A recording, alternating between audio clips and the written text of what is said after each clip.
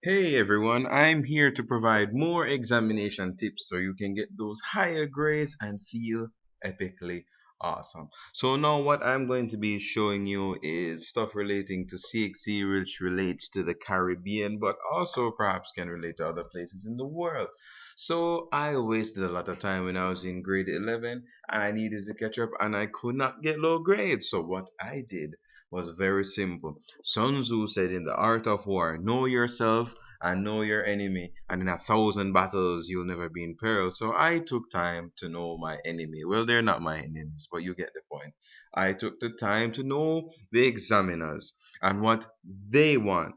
A lot of times people make mistakes because you think that you know what they want. No, you need to know what they want. And I went straight to the source.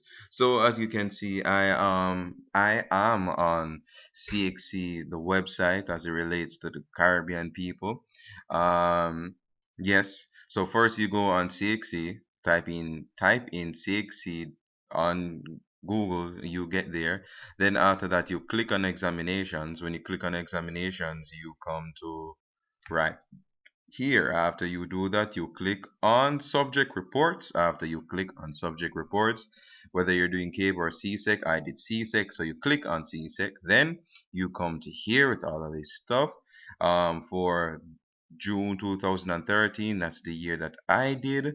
Then for me, I got a distinction and I think straight A profile, which is the highest level you can get for English A and two other subjects. So I'm going to be talking about English A. So you click on English A or whatever one you want, then you get to this paper. This is actually amazing, and I cannot believe that when I was going to high school, the school didn't tell you, say, hey man, you can check this out. And this gives you a complete insight into the mind of the examiner and what the examiner wants to see, the CXC report, all of this right here. I actually did this paper, and like I said, I got the highest grade possible, or got a very high grade.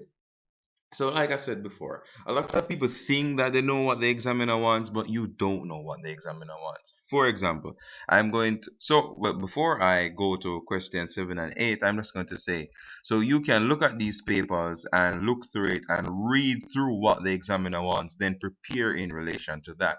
So, this is the blueprint, and of course, you have to do your part, you have to work your ass off.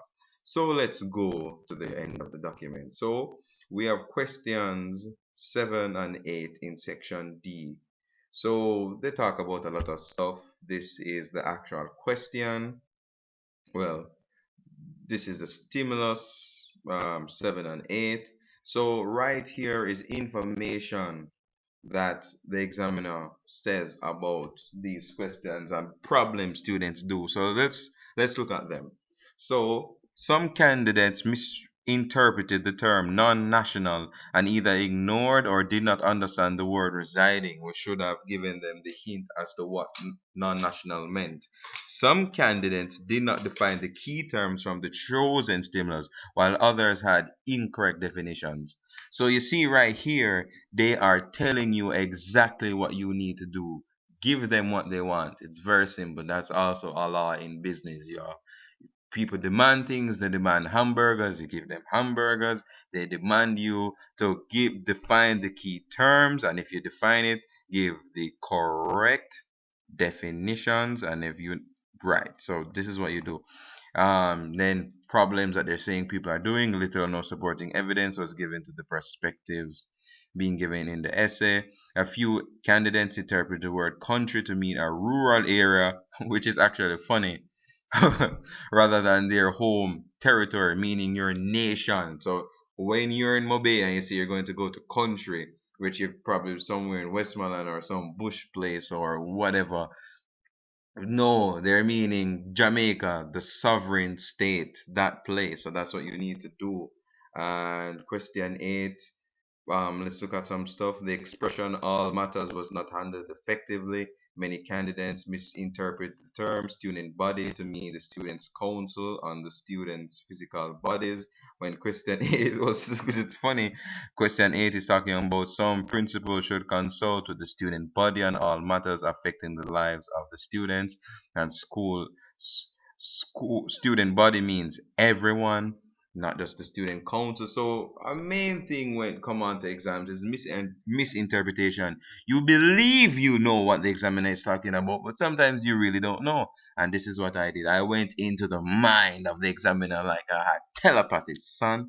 So this is what you do. I also got a one in information in IT, no, in integrated science. And it's the same thing here. You read through the responses, and the funny thing about it, um, apparently this paper gives way more detailed responses right here, part B was not very well done by many candidates. This part required candidates to explain how a plant presented in a drawing may be reproduced asexually and sexually. Some candidates appeared not to be clear about the meanings or difference between the terms asexual and sexual. So you need to know your meanings, just as how in English language a while ago they said you're not clear about the definition. When you're not clear about the definition, you get everything wrong. You lose like 10, 15 marks. So you need to know the stuff. And all of it is right here. All of the information, a lot of the specifics that you need to know about. Also to mention in relation to English language, they're saying that people don't know how to transition into a paragraph. So you get acquainted with transition words. Click on that link, son.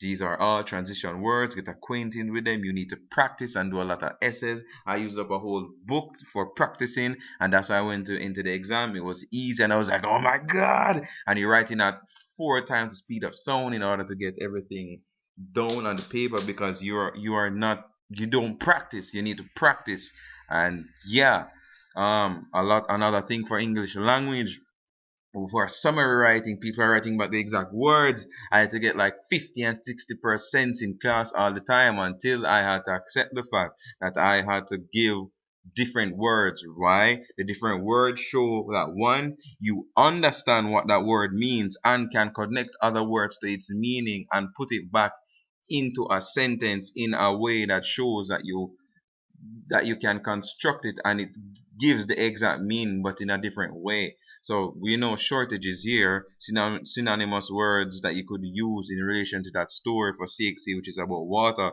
shortage, is water scarcity, water, well, I don't get water death. I don't think that would be a right word, but water scarcity would be a perfect word, and it's synonymous and it fits by the same meaning. So these are things that you need to do.